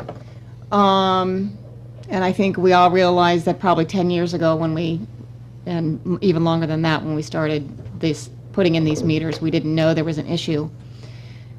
So I guess ultimately I am going to settle with, that there should be no fee, regardless of the monthly fee or the installation fee, and that we quickly and resolutely move on to a different meter, and that may, at some point, depending on, how many customers we have that want to opt out and what happens in the next, few months, it could be additional expense in water rates. To me, if everyone opt out in the city, I would guess, and maybe Carl can answer this question, that we might have to have another meter reader. And when that's taken into consideration, a current salary of $38,000 plus additional, expenses for benefits, they're significant for city employees. And that's something that I haven't heard from people. I mean, it is significant. So you take that over, 10 years, you may be looking at $500,000 for one meter reader. So even with that said, I'm going to vote for no fee, and even though I'm kind of ambivalent about it, but I guess that's where I sit.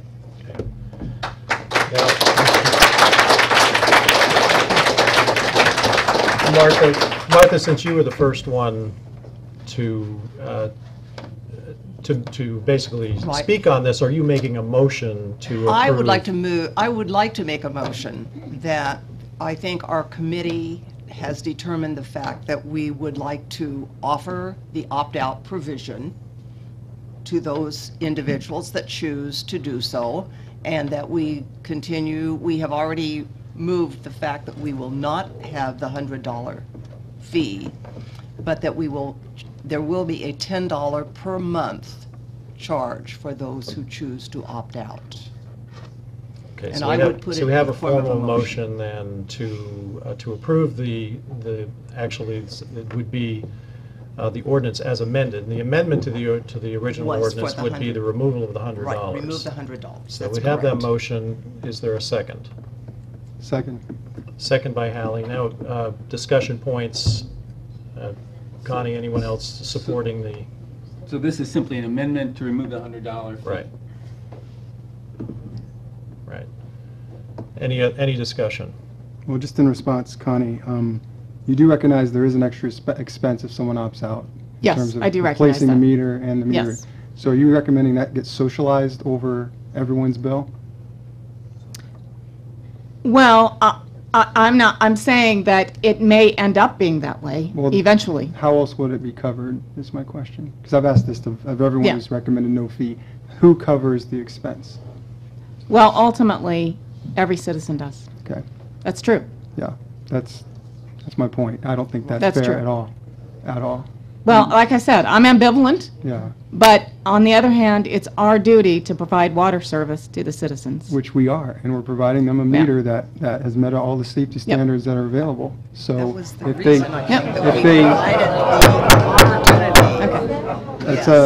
that's a factual statement. That is a factual statement. And if you'd like to dispute it with me after the meeting, we can talk, but that is as factual a statement as any that was made tonight.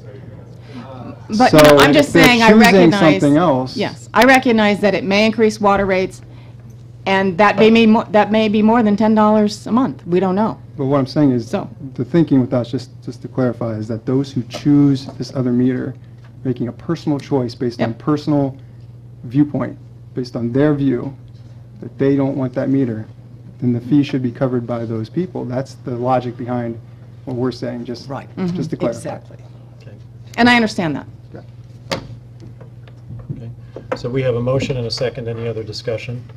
Now please call the roll. Rasmussen? Yes. Hallie? Yes. Hamilton? Yes. Hammes? Yes. Boyer? No. Revelinsky? Yes.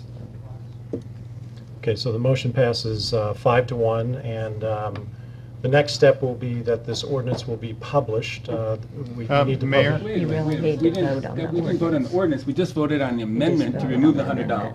Right. I thought it was. And I would, To the third and final. That's what I voted on. I would Well, why move would you, to. no, that you're not, well, you're actually not, that is what you're voting on. I mean, if you're No. voting for the ordinance as amended. No, that wasn't the way you stated the question, and I wanted to offer another amendment, as a matter of fact. And so I felt like. Yeah, I think that's took why you it- asked that I took question. it that we were just voting on the amendment Right. to Me the too. ordinance Exactly. as Yeah, it reads that's what I now, thought, Correct. and that we weren't voting on the ordinance as a whole after the amendment. That's what I believe. Because Well- this is not the ordinance as it was written the last time that we had a reading on it. So there was an generally, amendment made. what you're voting on is you're voting on passing it from the second to the third reading as amended, and that's what I had stated That's to not what Martha. That was So my She understanding. was recommending It was my to understanding pass as the well, but ordinance. Yeah, I thought that I don't was- want to feel like they got Well, duped. in any event, may I just mention, well, first of all, I wanted to vote on Connie's proposal, which was she was offering an amendment to eliminate the fee, which I offered last time and no one else voted for. I would have certainly voted for that, but I have a feeling no one else would.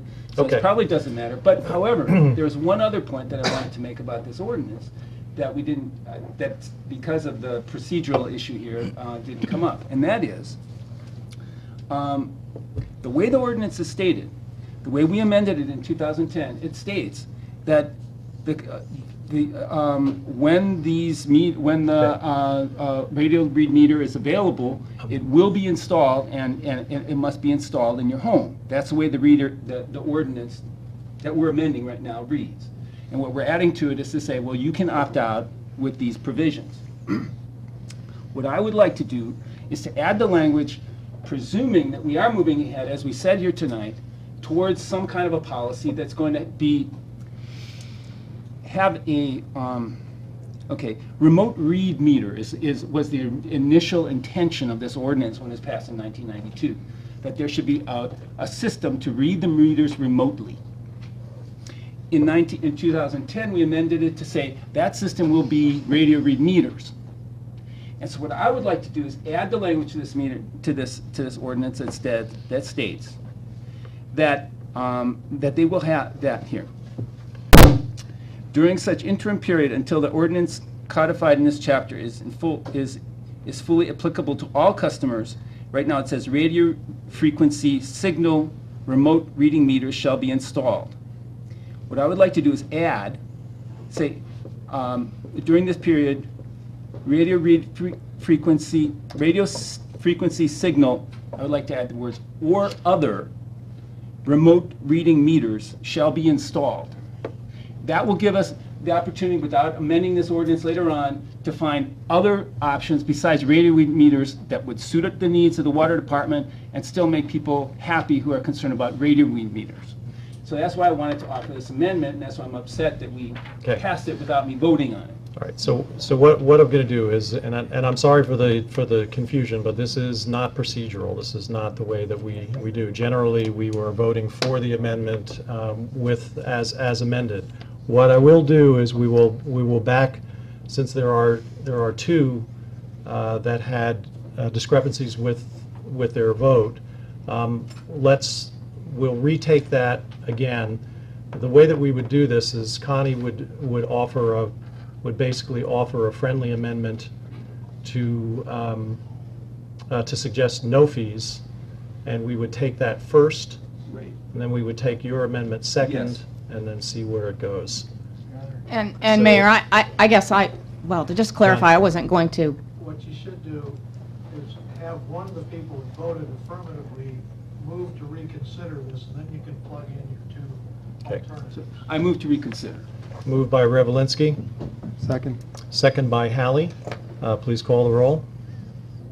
Revelinsky. Yes. Hallie. Yes. Rasmussen. Yes. Hamas. Yes. Boyer. Yes? Hamilton. Yes. Okay. Now we'll start over again with your motion, Martha. And again, this is to move from the second to the third and final reading as amended with the removal of the meter fee of $100. That's correct. Yes, Okay. that would be, I would move that. Second. Second by Hallie. You can offer your friendly amendment now. We would take that up first. Okay, well, I wasn't going to make it actually, I wasn't going to make an amendment because I didn't think there was any support for it. I was just going to telling my opinion, but I'll make a friendly amendment to take out all fees. Take out all fees. Second. So, second by Revelinsky. Please call the roll. I'm not quite sure what you're doing here. Woo! Woo! So you, Yeah, but you to didn't remove even all vote on fees. the ordinance. It's okay. No, we're voting on an amendment to the ordinance. Boyer. Yes. Revelinsky. Yes. Hamas. No. Rasmussen. No. Hallie. No. Hamilton. No. Okay. That motion fails. John, your friendly. Yes. And so I would like to add the words "or other" to two places to this ordinance, and that is in Section 3 and Section 4. In the sentence that states, "During such interim period until the ordinance codified in this chapter is fully applicable to all customers, radio frequency signal or other remote reading meters shall be installed by waterworks employees, time permits, with their following priority." That's the first "or other." In the second one, in Section 4, it says, "Any new account shall have a radio frequency signal," add the words "or other remote reading meter installed at the time of initial service." So I'd like to add those two "or other" words into that, and again, with the idea that if we find some other technology other than radio reading that allows remote reading that satisfies the needs of the water department without that also is acceptable to people who feel some health issues, then that John, would be. Have you talked to Carl about this one? I didn't. I just thought of it tonight. Oh, okay. Or Kevin? Did you talk to Kevin about it? No, I Okay. just thought of it tonight. I did not talk to anyone about it. Does that affect the opt-out at all if we vote on that? I mean, It would. I don't. Why would it Would accept it? the opt-out? Because you're saying that the water department would put in another type of meter other than the radio frequency meter at the time that it's being installed, But without having someone do an opt-out. no, here. The point is, it's still a remote reading meter.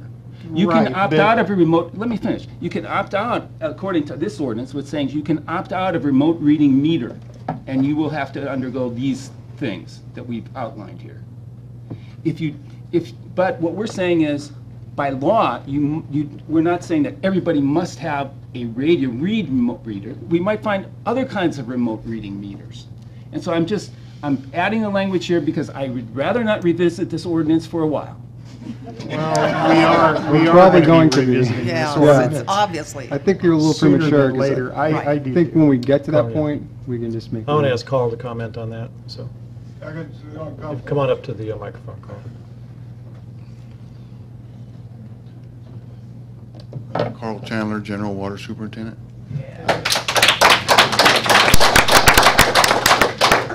The only concern that brings to my mind is, or other, is a wide open door. I don't want to end up with 7 or 10 different styles, brands, whatever of meters. So It'll be up to you. I if mean, it's, just- you know, But do we have to have it by ordinance? I guess that's my question. I mean, in other words, you might decide that something else is appropriate, but it's just by ordinance, we're not saying it only must be a radio meter or opt-out. well, I think that's what the ordinance Says made now. made an option for, was for something besides a radio. You have a touchpad or a radio. But do you consider a touchpad or a remote read meter? Yeah, it's a way to remotely read a meter. I don't have to go down into your basement, which is, that's why I started walking into everybody's basement. So that was before '91. So, but no, it is a remote device that we can read the meter without going down into your basement or crawl space. You could say, or other radio frequency meter, which would leave the, I think which would he leave wants the to leave door the door open open. for the census meter that we've discussed, which is Well, only we're one thinking person. But anyway, telephone or meter fiber or optic. directly Or fiber. wired, John, internet I think one meter. way or the other, we're going to be revisiting this. But We will be. You do have a motion on the floor. Is there a second? Is the motion dies for lack of a second? So then we are taking the roll call vote on the third and final reading for the opt-out meter program. Please call roll. Rasmussen, Yes. Hallie, Yes. Revelinsky, Yes. Hamas, Yes. Hamilton, Yes. Boyer, No. Okay, the motion passes 5-1. Thank you all very much for your testimony tonight. We appreciate everyone's comments and your decorum this evening. Next, council will move on to report from our city administrator. Yes, Your Honor. I had mentioned in a weekly report, which went out Sunday night, early in the morning, Excuse me, Your Monday. Honor, I'm sorry. I can't hear for all the conversations. If everyone's leaving, could leave quietly, please. Thank you. It's a meeting in progress.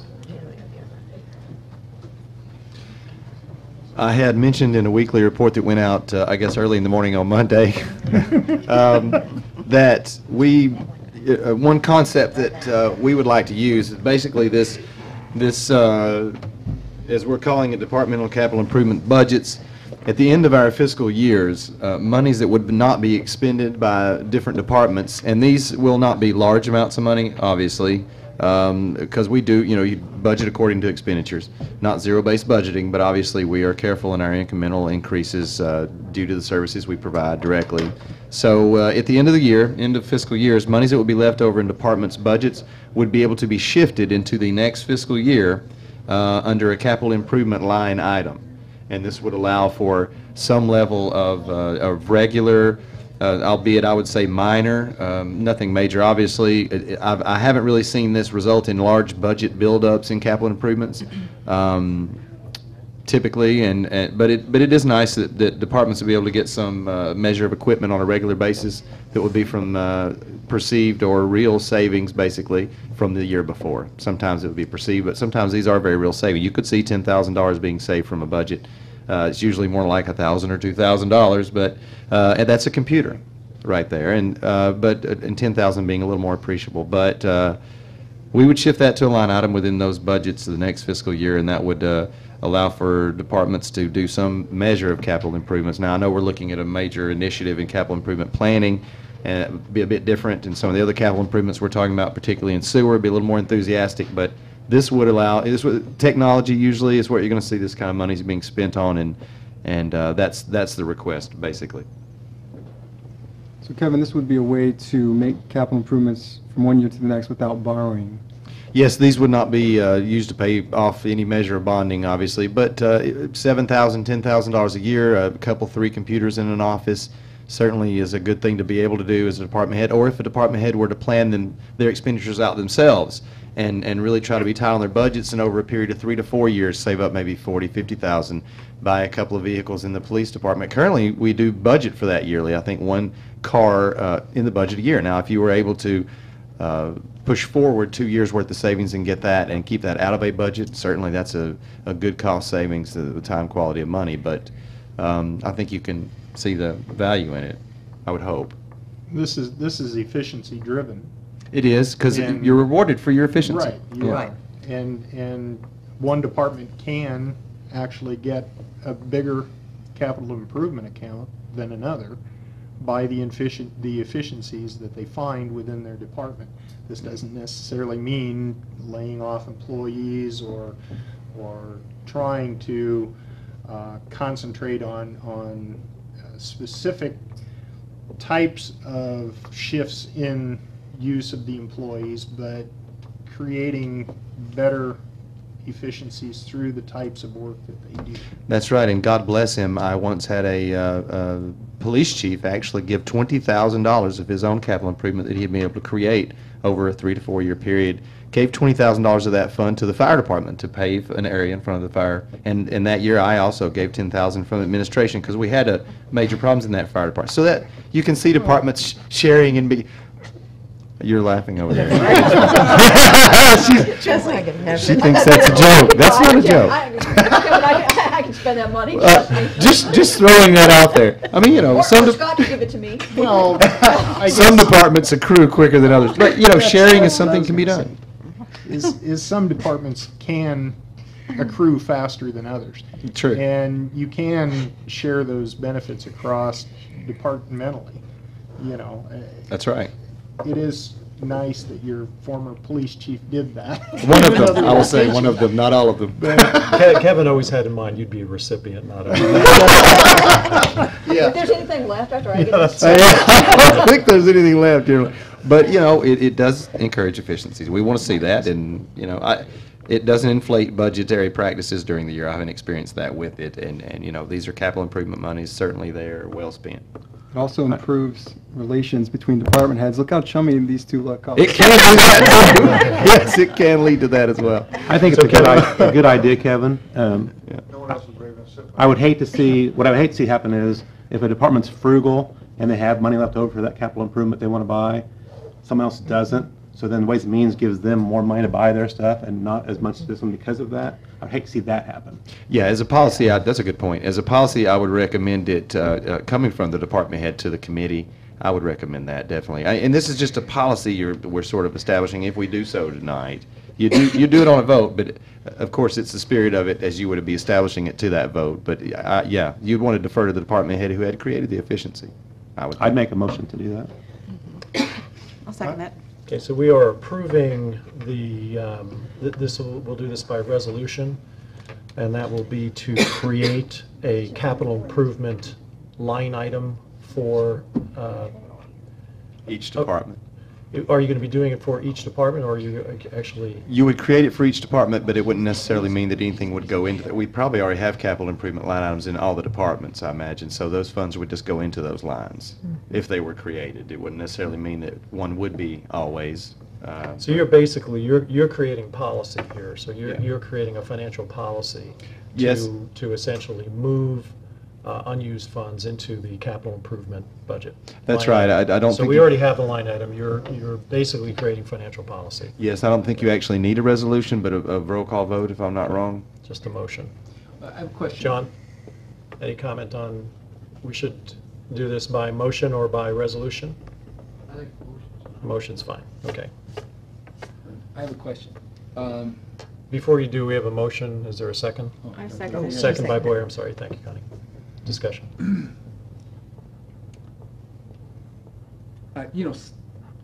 Things change.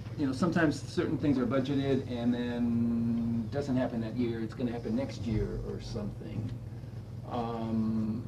But the money was in the budget this year, but now we're not going to put it. We're not going to spend it. We're going to carry it over to next year, and it's not a capital improvement thing. You know, I don't want to create some kind of false expectation. Well, we didn't spend that 20,000. That's, you've had a resolution says that's got to go for a capital improvement now. We said, well, no, but you didn't. John, we don't carry money over from one year to the next, basically. I think that's the whole point. The whole point is if there is some excess at the end of the year, people are pretty good about spending what they have budgeted within the year that it's budgeted. So I think. Well, I guess that's the question. How often does it happen that people don't spend their budget? Oh. Never happens. Never. It's usually you're looking at, a couple, $3,000, $4,000. You generally wait to the end of the year to get those capital improvements that you're knowing you're doing in that budget year, and right before the end of that fiscal year, you do them. So, number one, you're sure you have the money, because certainly in the police department, the way fuel costs have been, you might not be able to get those 5 computers because you waited till the end of the year and found that your item in your budget for that had to be shifted to fuel because fuel prices spiked, for instance. I would say, John, that the financial policy prior to this was basically to just roll those funds back into the general fund. So all you're essentially doing is you're creating a designation through this policy to earmark it towards capital improvements. But I guess that's what I'm saying is, okay, we didn't spend it this year because for some unforeseen reason we couldn't. We're going to roll it, but what you're saying is most departments don't roll it back in the general fund. They spend it on something else. Well, again, it's usually small excesses, and usually Most of them go over. it doesn't. Well, of course, some go over, but it rolls back into the general fund basically. But this would be creating financial policy to designate it to this line That's item. why I just Also, Your Honor, if you to that level of details. Also, if you had that improvement scheduled, I get I'm getting what you're saying, and if you did have it scheduled, but then you pushed it to the next year, the same funds essentially would be helping to pay for it. If you pushed it to the next budget year and you're using those funds that were in that capital improvement to actually do it, while you may have done it after July 1st, it would be essentially the same money getting the improvement, if that makes any sense. No. Unless you just never did the improvement, Yeah. Okay, so we have a motion and a second. Any other discussion? If not, please call the roll. Hammes, Yes. Boyer, Yes. Rasmussen, Yes. Hallie, Yes. Hamilton, Yes. Revelinsky. Yes. Great, thank you.